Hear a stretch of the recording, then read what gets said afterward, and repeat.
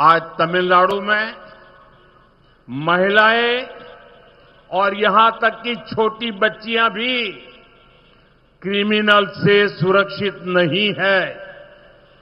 DMK harms women in Tamil Nadu by enabling violence and crime. They do not stand with women in parliament either. लेकिन अब DMK की इस नारी विरोधी सोच को जवाब जरूर मिलेगा। இந்த தமிழ்நாட்டிலே பெண்களாகட்டும் ஏன் சின்ன குழந்தைகளாகட்டும் குற்றவாளிகளால் பாதுகாப்பில்லாமல் இருக்கின்றார்கள். வன்முறை மற்றும் குற்றங்களுக்கு ஆதரவாக இருப்பதன் மூலம் பெண்களுக்கு தீங்கிழைக்கின்றது திமுக. இது மட்டுமா, நாடாளுமன்றத்திலும் கூட இவர்கள் பெண்களுக்கு ஆதரவாக இருப்பதில்லை.